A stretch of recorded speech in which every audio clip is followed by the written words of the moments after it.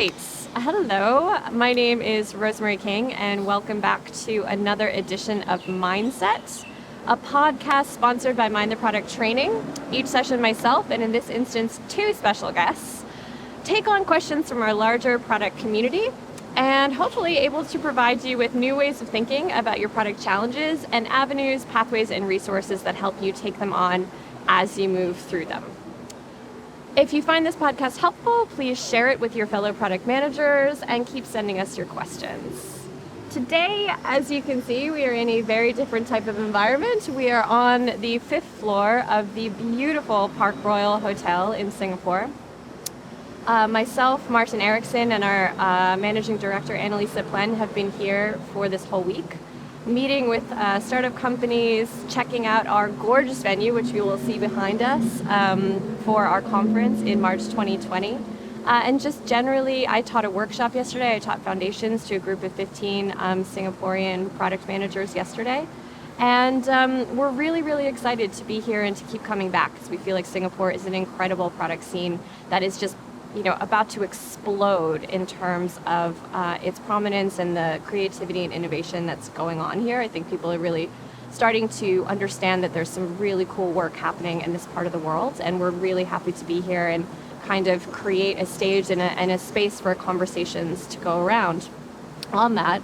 For anyone who might be new to Mind the Product, we are the world's largest product community of passionate people we are run by product managers for product managers. Right now we have 150,000 members in meetups in over 180 cities around the world. We have 5 content-packed conferences that happen in London, San Francisco, Hamburg, Singapore, and Manchester. We have interactive public workshops for all in 13 cities around the world. We have corporate training programs that train some of the world's largest product teams. And we have a leadership program which sponsors meetups and forums around our conferences and in select cities throughout the year. Today, I am so excited to be speaking to 2 incredible product leaders who live here in Singapore, Tamara Mooney and Priscilla Liu. Thank you so much both for joining us. I actually have known Tamara for several years at this stage. You moved to Singapore 3 years ago. 3 years ago. Yeah. I cannot believe that. It feels like yesterday. Tamara and I overlapped briefly at Pivotal Labs London. Yeah. And you have worked for Pivotal Labs for 5 years. You are currently now the Associate Director of Product here in Singapore. Yes. And prior to that, you worked for BlackBerry App World in Toronto. Yes, that's right. Amazing. And Priscilla, you are a native to Singapore, and currently you work at Singapore Power Digital on sustainability and clean energy solutions, which is amazing. Before that, you led the revamp of Property Guru, one of Singapore's largest sites, and you're a really well-respected product leader and design leader in Singapore currently. So it's so exciting to have you both. And you and I just recently met at the leadership meetup this week, but it's so nice to meet you, and I've heard about you by reputation. As you were mentioning at the leadership event, it's a very small community here in Singapore, and it's easy to know people pretty quickly. But I'd love to hear from both of you, what you're working on, what's got you excited right now, and maybe a little bit about what it's like working in product in Singapore for the last couple of years. For me, right now what motivates me and excites me is around sustainability. It has been a clear mission for my company for the past 5 years, even before it becomes very trendy recently. And we are committed to Sustainable Development Goals by the United Nations. Wow. Specifically on Track 7, which is on energy. And specifically, the goals are around increasing the renewable energy mix in Singapore, as well as improving energy efficiency. Wow. And this is what keeps me excited. That's incredible. I would keep probably anybody pretty excited, especially at this point when climate change is such an incredible hot topic. I mean, and we all need to be paying attention to it more and more and more. And I think the more we can make noise about tackling these types of really serious questions in tech and help people understand that you can find avenues to work on them, the better. So kudos to you, and I can't wait to hear more about that as we get through questions. What about you, Tamara? What are you working on? So Pivotal Labs is a software consultancy. We're a little different from most in that we help software teams really develop and understand modern practices to building software sustainably and continuously, but bringing and developing high quality products. So my job is pretty cool because I get to work with a ton of the top companies in Singapore and actually across South Asia.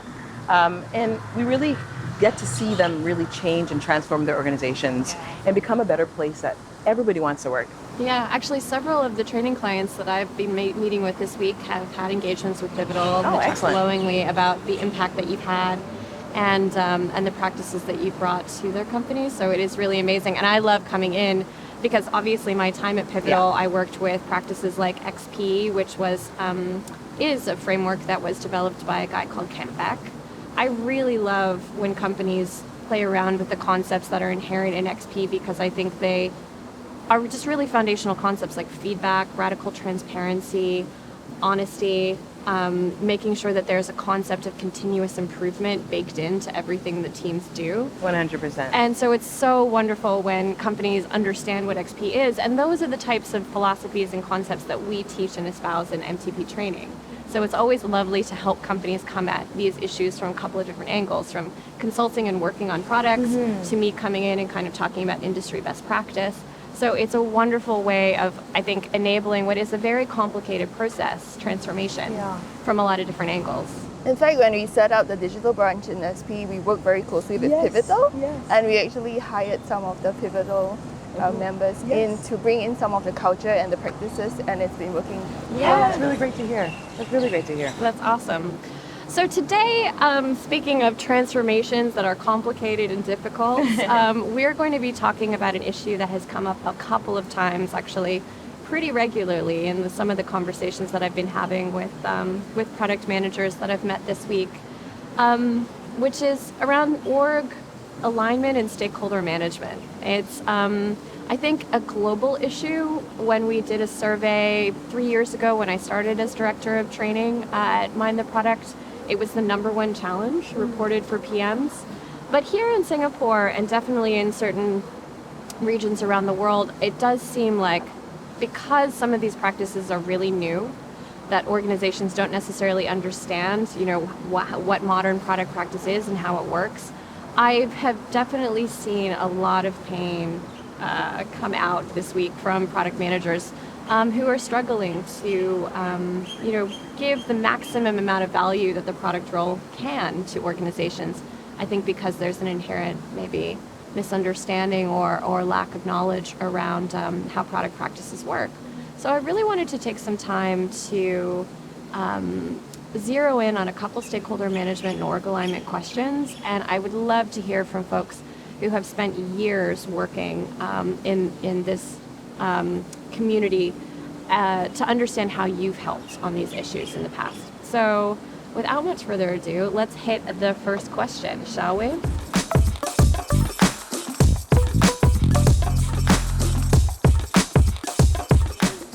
So let's get into the first question.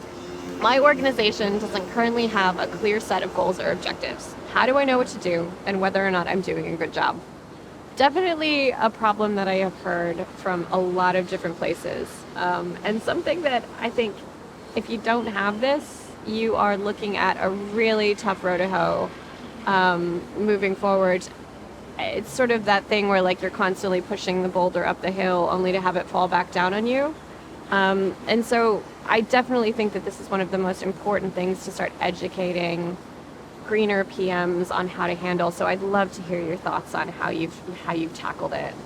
Yeah, I think as a product team, when we're building out products, I think we can adopt the mindset of starting with understanding what problems we're trying to solve. Yeah. Maybe there's a disconnect from our leadership in terms of providing those goals to you, but we can start to be communicating with each other along those terms. So as a product manager, making sure that it's clear to the designers, the engineers, and the stakeholders, here are the problems we want to solve. Here are the types of outcomes that we want to see. And actually using that as maybe evidence to be able to justify why we need to be speaking in these terms. And I think it's because there is really a lack of understanding of how to do this at scale. Yeah. So I think the first thing is just start. Yeah, absolutely. What about you, Priscilla? How have you handled this? Or what would you say best practice around objective alignment or goals alignment is?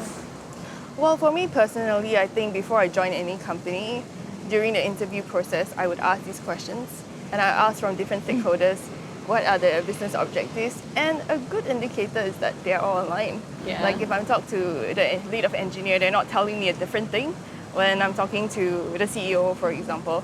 And this is a good indication that they are clear about their objective. And this is also how I decide whether this is a company that is set for success. I love that, sparkle fingers. I think sometimes we can avoid getting into a bad situation by knowing what questions to ask in interviews. So that's really, really helpful suggestion. Exactly. And it probably helps to get into an investor's mindset, because this is some of the questions that an investor would ask to evaluate whether this company is set for success or not. And I think as an employee joining any company, it's good to know where the alignment is. Yeah. And so you're not joining a company that is unclear about the direction. Yeah. And then you have to climb up the mountain on education, training, and talking about OKRs and how lean principles has helped to meet that objective, because it's clear right from the beginning. Yeah, absolutely.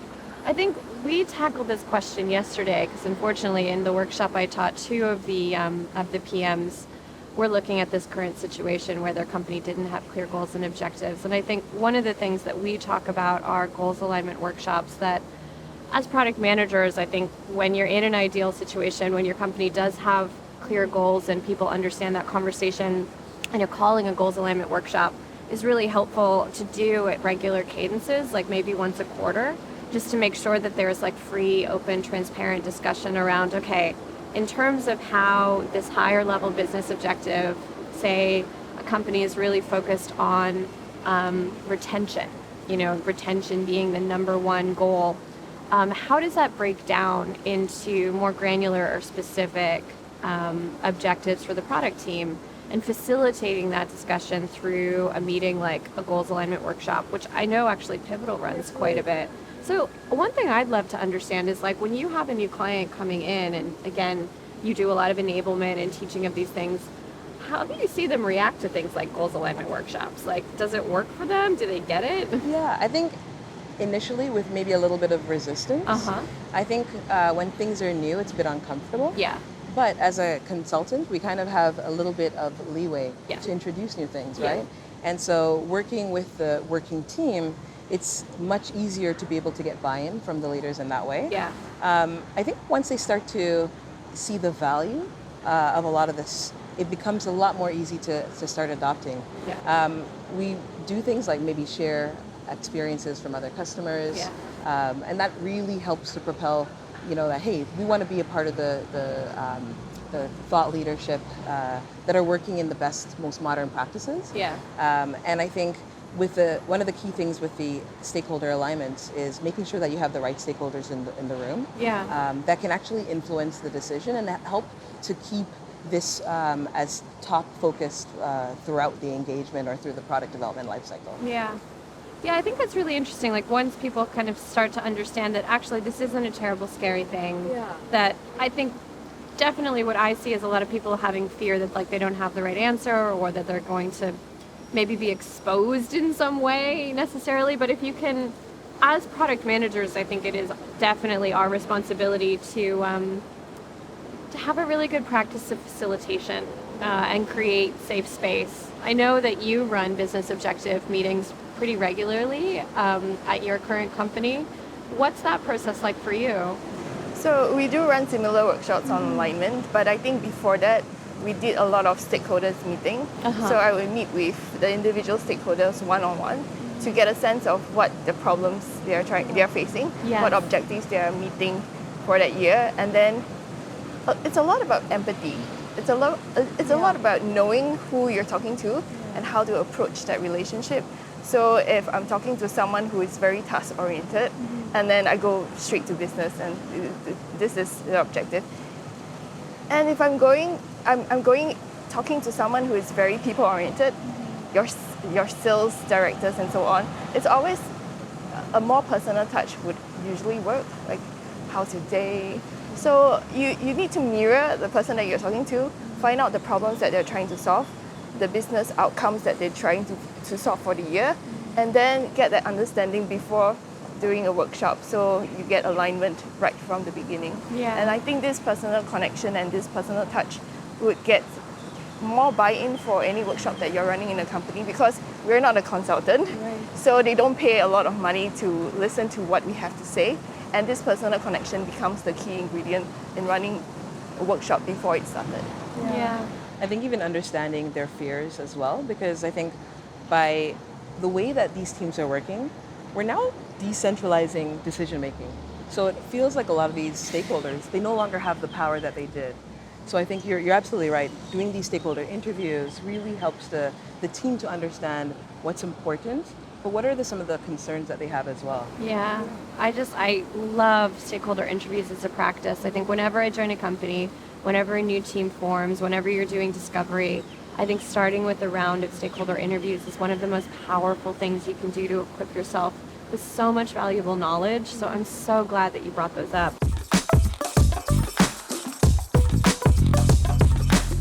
Okay, so the next question that we have, I think is really interesting, which is how do I get my stakeholder to stop giving me solutions and to start giving me problems? So again, super connected to probably an issue of like there being a lack of clarity around business objectives or goals. I think a lot of stakeholders that I've seen think a solution or a feature is a goal. And you know, it's this whole conversation around outcome versus output. So how have you guys worked with stakeholders in the past or, you know, helped frame conversations around problems rather than solutions or outcomes rather than features? Yeah, we get that a lot. Yeah. At first, when we get all these solutions, we ask, well, what problems are they supposed to be solving? I love that question. So we try to go backwards. Backtrack from the feature, from the solution, Absolutely. from the app or whatever they want you to build. And you Yeah. say, okay, wait, how do these connect with an actual problem? And then 9 times out of 10, what's their response to that? Uncertainty. Uncertainty. Yeah. And then the other question we ask is, who is it for? Right. And also that becomes uncertain. And so once we start to get to the point where we have a lot more questions than we do have answers, Yeah. it gives us the runway to say, well, maybe we can start to validate. Yeah. Let's maybe see, these are our working hypotheses. Let's maybe see if we can sort of validate some of these assumptions with short, quick tests that we can do Yeah. through prototyping, through user research, or even through delivering something in customers' hands. Yeah, absolutely. What about you, Priscilla? What do you think? I think for us, it always starts with the business objective. So the business objectives is clear. And then I think the next step would be the product matrix. So what product matrix are you trying to solve before we come to the solution? Yeah. So it's a great idea. That's how you start. Oh, it's a great idea. So what matrix are you trying to change? And by changing this matrix, how does it affect your business objective? Yeah. And then they start to think, oh, I think this matrix is going to change because, and it always ties back to user behavior. Yeah. And then okay, so this is a problem that we identified. Have we validated it? And get your researchers, your designers to come, and your product owners to come and validate the problem. And then we kind of reverse engineer that conversation into a user problem. Yeah. Which is whereas product development and designers, that's where we want the conversation to start with. But it's sort of like a reverse engineer in the conversation. See, I love how this is something that Mind the Product talks about all the time is there's no one right way to do things. So, you know, starting from you're given a solution, you sort of backtrack back, you sort of and talk about, okay, problems and who is this for? And then you sort of look forward and say, what is the change that we're attempting to implement with the solution? But you actually both end up at the same destination, which is a solid definition of, you know, who this is for, the problem that they have, fingers crossed, validated in a solid way. So it's really fascinating to kind of see that you can actually kind of work that same topic from a couple of different angles and still end up in the same situation. One thing that I do want to talk about really honestly is fear of stakeholder anger. You know, I think that's the thing is like we talk about, you know, how you handle these conversations. And I think coming from positions of, you know, confidence and leadership, where we've, you know, graduated up to a point where even if we might not be at the same point hierarchically, like we feel like we have the ability to be in the room, consultants' privilege in certain respects, or being acknowledged as a leader of a company. I think it's easy for us to kind of calmly and easily, introduce these frameworks and conversations. But for a junior PM who is talking to their boss, who maybe might have, adverse reactions to this, and I remember as a young PM, never getting yelled at, but, being pretty terrified of a couple of my past bosses because they were pretty snappy and really, frustrated and exasperated. And it can be really hard to kind of push back against those kinds of things when somebody just goes, just build it. I just told you to build it. We have to build it. Like, why won't you listen to me? Do you have any advice on how to handle those types of situations? Yeah, it's a tricky one. So management relationship with your boss, I think it again boils down to design thinking and knowing who he is as a person. Yeah. So we like to use generic terms like stakeholder management, Yeah. my boss, but he is an individual, he's a human being, and getting to know his position, empathize with what he's trying to solve, his problem, his pain point is. It's all user experience, right? Yes. It really helps with driving that conversation further because you come from a place of empathy. And I think in this political situation, empathy is how you could change behavior because you come from a common place, you understand what position they are starting with. And I use it with manager relations as well. What kind of working style my reporting officer is, what kind of information he needs to make a decision, and I tailor my style towards him. And with my team, I think it's helpful to write a manager read me or how best to work with me. Yes. And I publish it for all my team so they know that what is the problem they're looking for, what I value, and then they can tailor the style to suit my style. And I actually go further to make them write a personal read me as well, because I think it helps with the relationship. If I know that this designer or product manager likes to work in a certain way, I do try to tailor my style. And it's all about the two-way conversation and the two-way relationship. And everyone have to, it's two hands to clap. Everyone have to put in effort, and you recognizing that is the change. Yeah. We've been exploring a lot of that manual, that personal manual, to say, here's who I am and here's how I want to be spoken to, or here's how I feel comfortable. I think you're right. I think it's a lot of doing all of those things and putting those things in place. We do that with each other, and we're starting to do that with our clients too, so that as we work on a lot of different engagements. In a year, a team might work with maybe 3 or 4 different customers. So it's a lot of different personality that you're changing over. And so really understanding who they are is really important. And I think I completely agree. I think being empathetic, but also giving feedback too, right? I think also making sure that, as an employee, it doesn't matter where you are, you have a voice. And I think giving that feedback to the leader or anyone who, puts you in a difficult situation is important, because they may not really realize how they're making you feel. And sometimes we make the assumption that this is intentional, this is personal, but to that person, there may be so many things going on that they don't even realize how that came across. But let's give each other the opportunity to change. And the big way to do that is by giving feedback. Yeah. And so I think being in that situation, and I've been in that situation at different points in my career, I think I try to handle it where if somebody is on calm, I will be calm, right? I don't try to ignite the situation. And then I remember the values that I have that are important to me and hopefully important to the company. Being kind, being empathetic, and try to respond in that way. And if it's a situation that might be particularly difficult, is really trying to pause it and then resume it, at a better time. That was always my first impression of you, Tamara, which is that you have such an incredible conformant and like a calmness and like a sense of groundedness. I feel like you impart that upon the people around you. And I think that seeing that modeled is really powerful for folks who are learning the role and recognizing like you can conduct yourself that way. I think all of these issues, there's a lot of glamour around startups, I think, but I actually, and a lot of, I think, enterprise companies obviously get a really bad rap when it comes to these types of, stakeholder management issues where you've got, huge companies, tons and tons of different roles, departments, hierarchies, etc. But in many respects, I think startups are a lot more difficult in terms of stakeholder management because there is less understanding of culture. There's less controls like HR.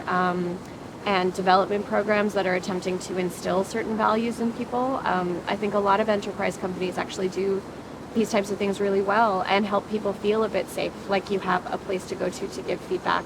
Whereas startups, in my experience, working with the couple that I have worked with, definitely don't have a lot of those things in place, and you can feel really adrift when you're working with conflict in that way.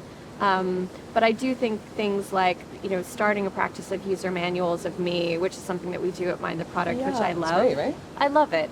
And also practices of retrospectives and one-on-ones, calling them, requesting them, I think is a really great way of establishing these, safe points of contact where you can let people know how you feel, ask how they feel, give feedback, create space for feedback.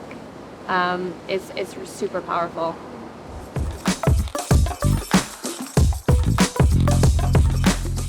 So the next question that we have is, how do I cooperate better with sales?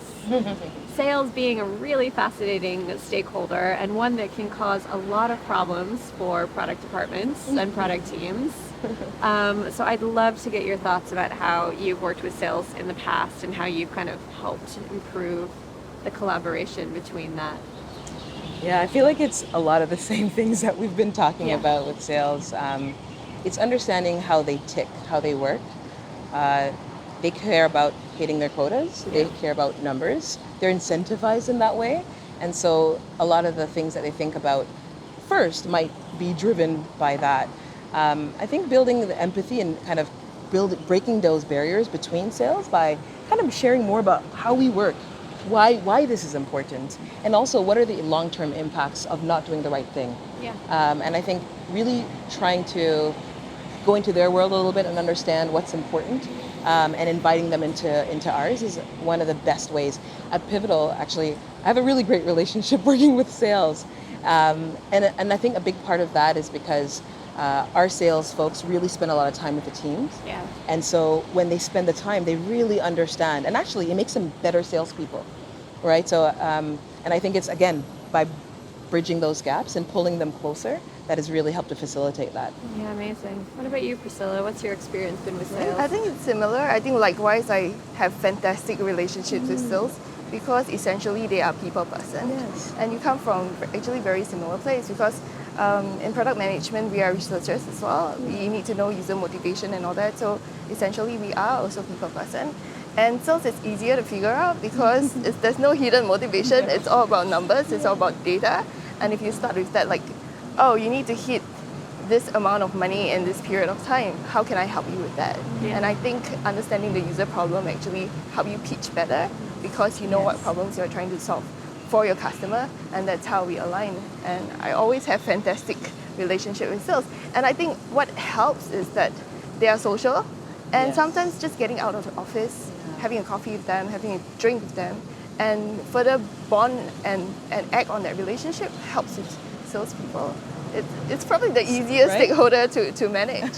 I think that's probably true. I think some of the things that I've heard in terms of challenges of working with sales is that, sales is out there in certain companies, especially B2B companies, sort of promising or selling things based off of things that a product team needs to build.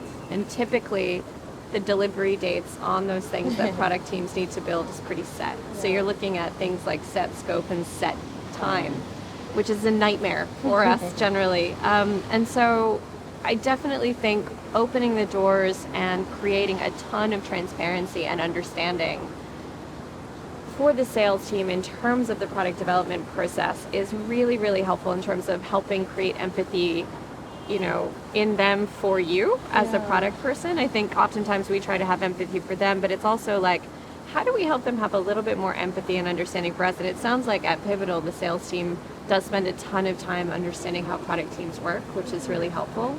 I think there are two really important inflection points that can help bridge that understanding. Is one, product going out on sales meetings with the sales team, which is like user research, essentially. And two, you don't have to say anything. You can just be like, I'll be quiet. I just want to listen. And two, the sales team coming into user interviews and customer research with the product team so that they understand the difference between these two conversations, and they can hear that, a sales pitch is not a customer interview. And that, a lot of times I've experienced with salespeople being like, I talk to customers all the time, I know their problems. And it's like, you do from an angle. Yeah. But you have to recognize that the way that a salesperson interacts with a customer is not the same way that an unbiased product or user researcher is extracting context and information from a customer. And so I think educating, and also for product people to understand how difficult it is to sit in a sales meeting and pitch and sell and close. Yes. I mean, oh my God, I couldn't do it. I wouldn't want to. It takes an incredible backbone and discipline and so much energy to do that work. So I definitely always recommend to people, it's like, how can you get on sales meetings and attend them and listen to them? And how can you get your salespeople in on user research as much as possible? I think it's a great place to start establishing that rapport. Please. I love that you brought that out. Yeah. Because for user research, it's very disciplined. You have a set of answer, and as you interview more people, you get more data points. Yeah. And this standard set of answer, we have created questions for the salespeople to take away. During the meetings, they will ask the same set of questions, and then they will record it into like a user interview format. So in the end, we have a lot of data to synthesize. And I think it's also training them in asking the right questions and getting the right problem. So firstly, you have a good relationship with them, establish that trust, and then share some of their practices and how it's going to help change the product and be more empathetic to the customer. Oh my gosh, that is so brilliant. I mean, congratulations. I think if you've established that kind of rapport with your sales team and they trust you enough to say, yeah, we'll ask these questions in this way, I think that is absolutely amazing. So yeah, I definitely think that there are avenues forward, but I think the mistake that a lot of product teams fall down on is they look at sales as a burden or as an evil, and really shut the door and just sort of are like, oh God, these guys make our lives miserable. And it's like, actually, that's the exact opposite thing that you want to do. You actually want to really crack it wide open, get them embedded as much as you possibly can, the way Pivotal does, and create that transparency in practice.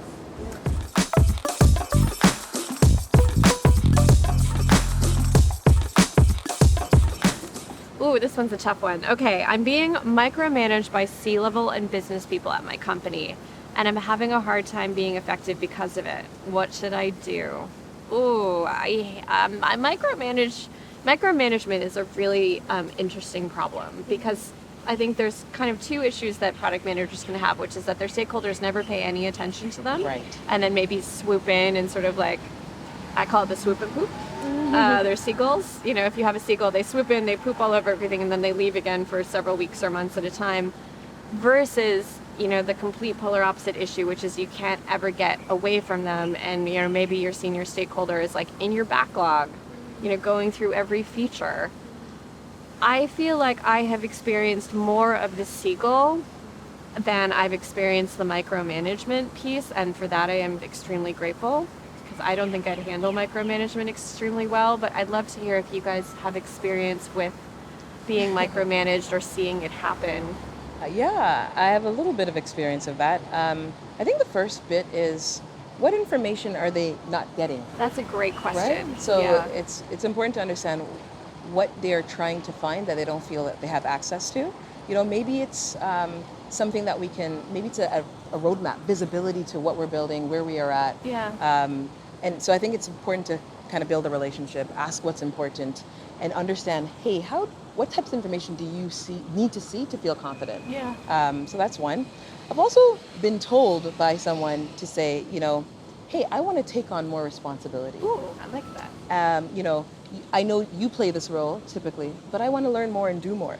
And so even verbalizing the intention about what you want to do to maybe this person in C-suite might actually be a way to flip the script a little bit. And create your own space to be able to at least build that trust initially. To say, hey, I want to take on a little bit more. That's the key thing. It's about building trust. I think if you're being micromanaged, I think it's a clear indication that there's a total lack of trust there. So how do you create trust? How do you, I mean, I think you've mentioned so many different great ways of building trust, stakeholder interviews, creating transparency, setting meetings that help, expose information. But have you ever experienced being micromanaged in the past? I think micromanagement is probably a symptom of something that's deeper. So I think it's important to investigate where it's coming from. Yeah. If it's a trust issue, it's a tricky situation and it's harder to solve. But is it because not enough information is given? Is it because the working styles is different? Right. I think as you evaluate company, you do have to evaluate your manager as well. As you go through the interview, is he adaptable to change? What kind of objective? If you are meeting his objectives, if you're solving his problem, and he is still micromanaging, it might be a style issue, a working style, a difference in the working style. And then you have to evaluate that, can you actually adapt to that style if he's not going to change? And if not, treat your career as a product. If you tried so many things and it's not changing, just pivot. Yeah. Yes. Move on. Move to a better company, move to a better manager. And sometimes people get so stuck in the role and reporting to, relationships, working on relationships that are not working, that the time is wasted. And with Lean, it's all about time. Yeah, I completely agree. I have encountered so often when I'm teaching or even consulting product managers who, they bring this type of issue. Like, I'm having trouble working with my manager or stakeholder, and I say, have you tried this? Have you tried this? Have you tried this? And everything I sort of say, they're like, no, I wouldn't be allowed, or I did and it went terribly, or like, there's absolutely no other way that would work. Kind of get to a point where I go, then why are you still there? Right. And I hate to say it. I think it's it's not an easy thing, and fear and the way that people move from job to job is a great privilege, and we all have to recognize that.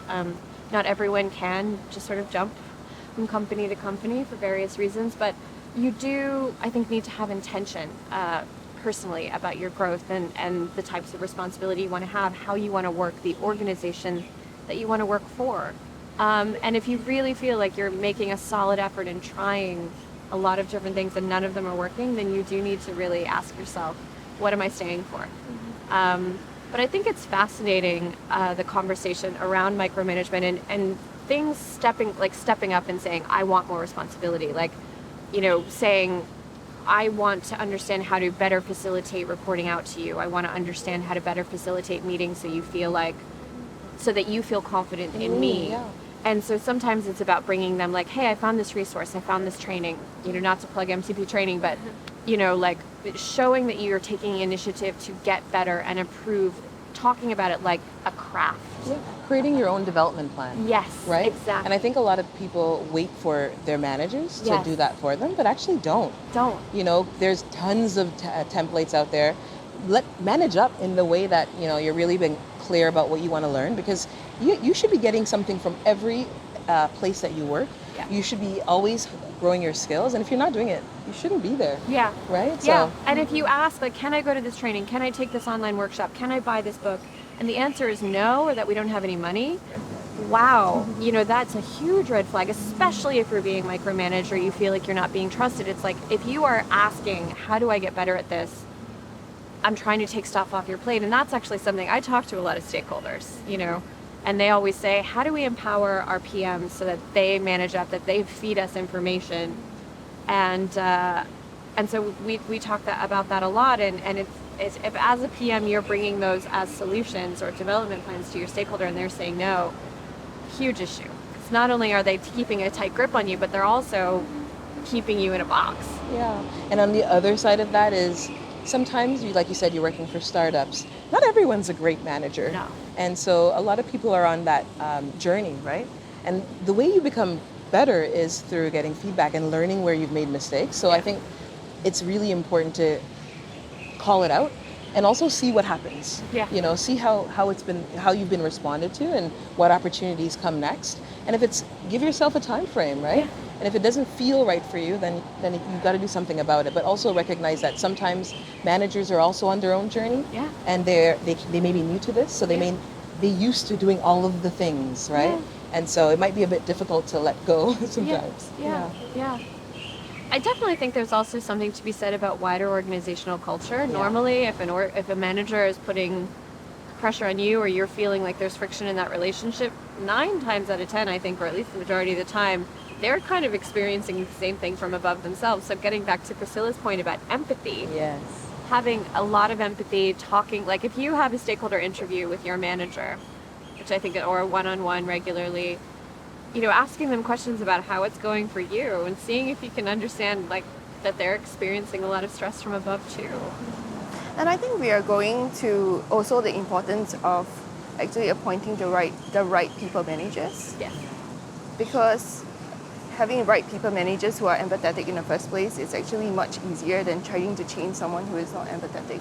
So a lot about the feedback, about one-on-one feedback, about it's also whether the manager is willing to change and get the feedback in and change his working style.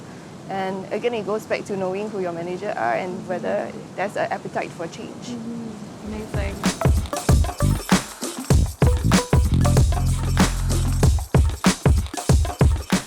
So we're going to end on a question that I think is actually really tricky to answer.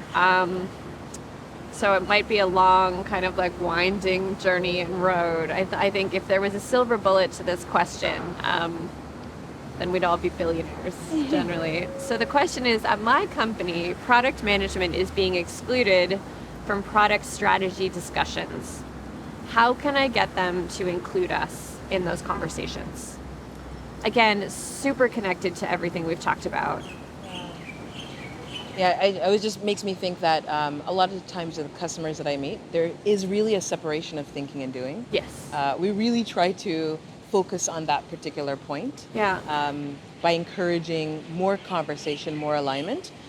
And I'm just thinking very tactically. Yeah. If you're in the situation right now, what can you do? Yeah. I think the first thing is to ask why, right? Like, just ask for the strategy. So maybe it's a different team that's creating the strategy and you don't have access to be part of the conversation, but make sure that you have a consumable version of that. Yeah. And your rationale is pretty simple.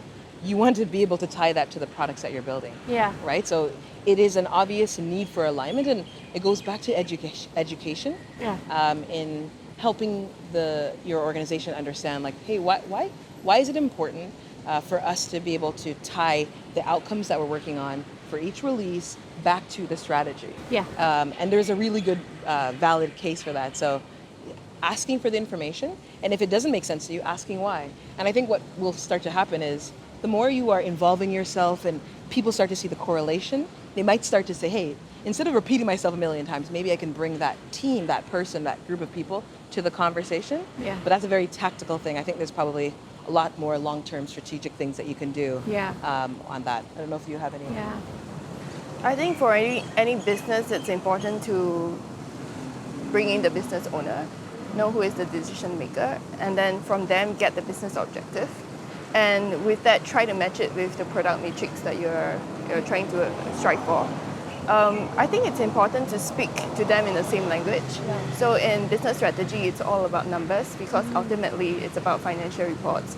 It's about reporting to investors, to stakeholders, investor stakeholders. And I think the language is always finance. Yeah. And I think being acquainted with finance reporting, and how do you actually measure a company's worth, then you start talking the same language, and then it's easier to actually bring in product strategy because you could match certain metrics to specific business objective. And for companies, it's always about revenue. For us, it's different because we have sustainable goals, but any competitive company have revenue targets. And how can you contribute directly to the revenue targets? And ideally, you should own a P&L. And that's how you get to the table and influence business strategy. Yeah, I feel like so many companies come to us at different stages of that, right? So I think I'm trying to think very generically. I think a really quick actionable thing that you can do is if you start to get working towards more of an outcome-oriented roadmap, I think you can start to put those pieces together, right? Tie in the objectives, tie in the strategy, tie in the customer that you're focusing on, tie in the KPIs that you're going to be measured against, and then talk about the features. Because I think when we think of roadmap, we think of just features. We don't actually think of how this actually leads back to the ultimate vision, right? And so I think incorporating that and using new ways to talk about the product that you're building really helps. So I completely agree. I think a lot of times people, when we discuss roadmaps, which is the implementation or an output of strategy, people sometimes confuse what roadmaps are. And roadmaps are an output of a strategy or a process, right? But I think, oftentimes, especially when roadmaps are really just kind of feature maps or feature lists that are very much tied to dates and are not connected to outcomes or user value or user problems in any way, shape, or form. I think people, start focusing on this artifact as like this thing. It is the strategy, and it's like, okay, that's not the point. The point of the strategy is an ephemeral thing. It's the how you're going to implement towards to get to, fingers crossed, to vision. But I think if your company's not working like that, it can get really confusing. And so people start feeling quite helpless, command and control culture, essentially. But we always try to backtrack when we talk about roadmaps, when we teach roadmaps, is you can work towards that outcome by slowly but surely evolving the way that you both present the roadmap, discuss the roadmap, by talking about how you're connecting it to customer value, how you're connecting it to the outcome you hope a feature is going to derive. And it's subtle, but you can do it. And as a product manager, you can start shifting the conversation. Don't talk about a feature ever unless you're talking about the outcome that you expect it to drive towards and how you're measuring that outcome. I think for sure. And also, definitely dollars talk. Yeah. So being able to talk about the value that it's driving, even if it's something ephemeral like customer value, if that means retention, if it means deeper engagement, if it needs more eyeballs, then that is translatable into dollar figures for sure. So I think as product managers, we can absolutely, take back some of our power and remember that, again, if you go out and get the tools and do some homework, you can actually arm yourself. We always talk about empowering, increasing confidence and folks, PMs feeling enabled, empowered with vocabulary. And with, sort of knowing how to respond when, maybe the stakeholder who you're pretty terrified of, sort of says, when are we getting this? And it's like, well, let's talk about the outcomes that this is hoping to drive forward. That's the reason why this is number one. That is why we've prioritized it as the top thing. And to that end, we are absolutely driving forward to make sure that we do release it because we think that it's going to drive the most value for, just change the conversation away from March 18th to yes, the reason why this is the number one thing we're working on right now is because it's going to create this amount of value for our customers. Yeah, it's a bit of a journey, isn't it? Because I think in our engagements, we sort of see that whole journey play out. Yeah. And so a customer or a company will come to us with an Excel spreadsheet of here are all the features. And through continuous conversations, and I think it's that collaboration and making sure that we have the alignment, not just with the working team, but the sponsors, the stakeholders that are impacted by this product, and making sure that we're starting to ask the right questions like the value, business value, customer value. And I think you could start to slowly move the needle towards a new, artifact for how we talk about what we're doing. And so I think I just want to kind of call out that it does take a little bit of time. But it is incremental change is really important when it comes to this. Absolutely. I think for me, I'm fortunate enough to be part of business strategy. And in retrospect, I think I would be in a better position if I'm very acquainted with financial reporting, annual reporting, and know things like your EBITDA, your returns per share. It's really helpful to actually push that conversation forward. And I'm learning a lot at this point, but it's so helpful because in business strategy, it's all about what your report card, your annual report looks like. And understanding what is valuable to the stakeholder helps you helps you match your product matrix to that business outcome. So imagine how powerful it would be if you know your key funnel and you say, by optimizing this funnel, you can increase conversion rate by 5% and it equates to $3 million. And this actually ties into your revenue, and this is how you affect the P&L. Yeah. And that's where revenue. Yeah. Yes. Yeah. Okay. Yeah. Yeah, I was just gonna say, like, I think there is different types of product managers. There are product managers that have P&L responsibility, and that, you're right, you have to know your whole product down to that level. But I kind of find that some of the clients that we work with, the product managers don't actually have that authority. So there is such a spectrum, but that's exciting to be in that space.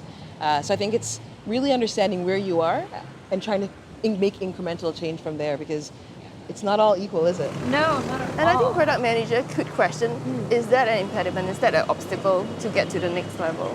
Sorry, say it again? Is that an obstacle to get to the next level? Yeah. It's a really good point. I actually, when I moved into this position, owning the training vertical, it's service design, but I have approached this service very much as a product. So a lot of the practices are very similar. But what shifted was my desire and understanding of P&Ls, of revenue, and the amount of power it felt like it gave me.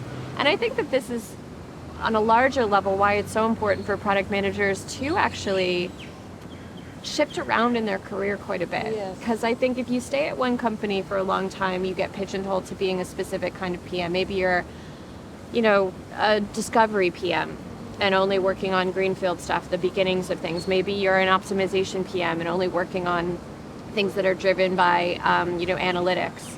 I think if you can pop around and, be a product manager who does have access and volition over things like P&Ls and have access to things like, revenues and costs and, all of the different granularity that drives into that. A PM who is responsible for driving research, a PM who's responsible for handling analytics. I think that's how you grow product leaders. And as we talked about before, again, I love the themes that are emerging out of this discussion. The only people who are going to be responsible for that is the product manager themselves. No one is going to say, here's an entirely different role for you.